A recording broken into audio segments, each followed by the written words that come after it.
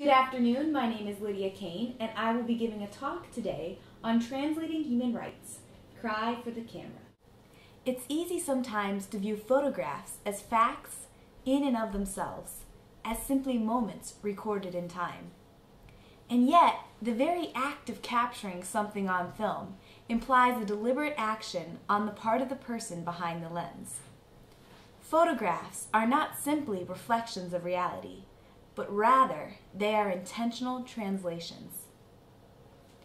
Thus, rather than passive consumers, photographers themselves are intentional translators, ones with attitude as they transform what they are seeing in an instance into a medium that can be seen by others for a long time after that particular moment has eclipsed. It's also quite easy to view photographs as facts instead of products of the imagination. Like all art, photography is the expression of how a photographer imagines the world.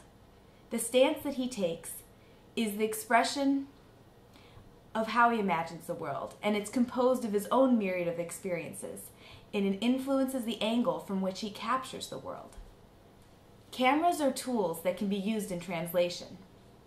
At the Translating Human Rights Bodies of Evidence Symposium at the International Institute last fall, David Turnley, Pulitzer Prize-winning photographer and associate professor of photography at the University of Michigan, went so far as to call his camera a weapon. The evidence that his weapon gathers helps to open the eyes of viewers around the globe to the indignities of human injustice. In his article Mobilizing Shame, Thomas Keenan calls this the mobilization of shame, where the raising of awareness of injustice through photography results in public shame and pressure on political leaders to reform their ways. As part of the translation theme semester class last semester, I focused on the translation of human rights of American protests through the 21st century. Through photographs such as those capturing protests about abortion, gay rights, Occupy Wall Street, and immigration issues. Many of the protests captured in the photos were themselves translations, as they were the oppositional feelings transposed into protests in response to the outcome or the upcoming election of governmental proposals. For example, one of the photos depicts a heterosexual bride and groom, arm in arm next to a large no same-sex marriage poster board. This image, from an anti-gay marriage rights protest, translates the response to the District of Columbia City Council's decision to approve the legislation of other states that recognize same-sex marriages. In the photo in the top left, a New York rally on May Day protests against the illegal immigration laws passed by Arizona and advocates for the rights of illegal immigrants living in the United States.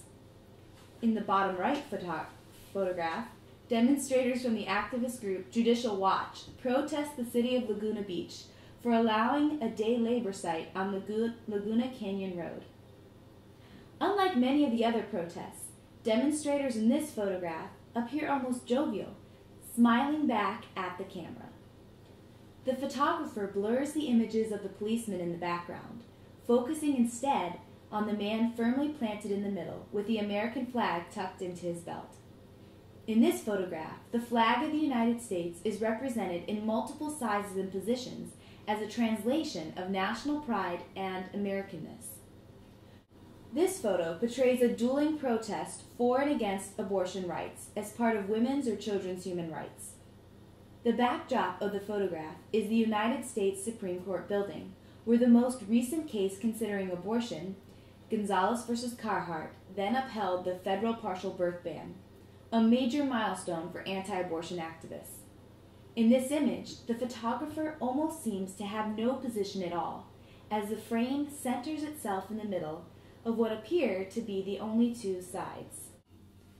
In many of the photographs, the photographers place themselves and their cameras in the front line of the protesters, facing them, almost as if in opposition. This serves to further establish the otherness of the demonstrators as subjects who are quite different from us, the viewers on the other side of the lens. This effect is clearly translated in the photograph of the silent protest march against racial profiling in New York City, as business professionals are captured behind a bright yellow banner, the front of their opposition.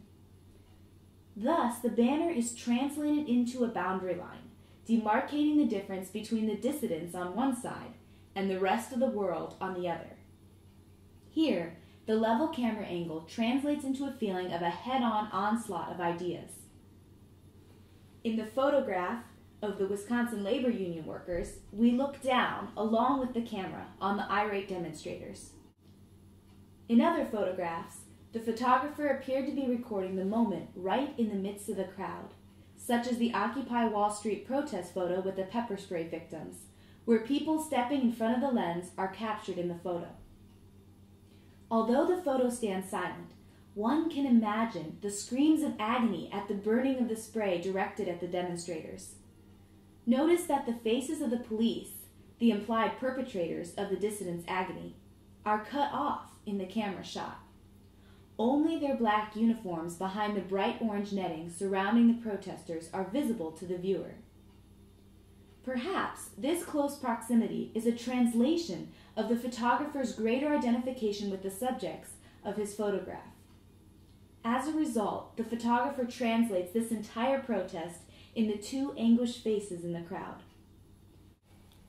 In Claire Diduro's Eureka, translated by Professor Francois Massadia-Kenny, Eureka questions whether sorrows draw our interests more through their results or their causes. In his article on mobilizing shame, Keenan questions, what would it mean to come to terms with the fact that there are things which happen in front of the camera that are not simply true or false, not simply representations and references, but rather opportunities, events, performances, things that are done and done for the camera, which come into being in a space beyond truth and falsity that is created in view of mediation and transmission. Just as photographers are not simply passive consumers of the world, so the subjects of their photographs are not simply passively posing. The very act of posing reveals the agency that the subjects have in translating their person through the lens. I mean, think about it. If you're half asleep at your friend's birthday party and all of a sudden one of your friends sticks a camera in your face, more than likely you're going to smile. Because A, you know that this picture is probably going to end up on Facebook and you want to look like you're having a good time. B, you look your best when you smile. And C, you don't want to hurt your friend's feelings by showing just how truly bored you are. People perform for the camera.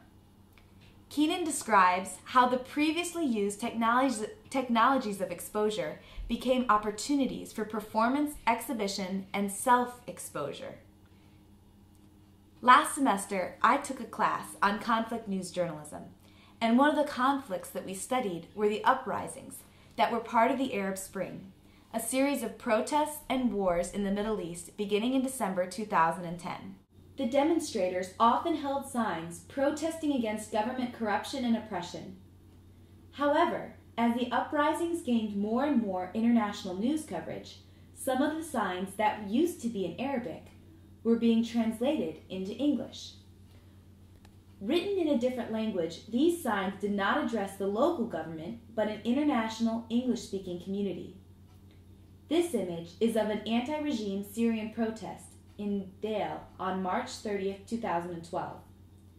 Some images show entire protest campaigns waged in English, with messages that seem to be focused at the United States or the international community, causing one to question whether the entire protest was simply for international benefit. However, as Keenan purports, we should not let the prearranged presence of the camera cause us to dismiss the events that it records as less serious or less real. Rather, we should see them as they are, as interpretive or even constructive translations that document and validate the real occurrences of injustice.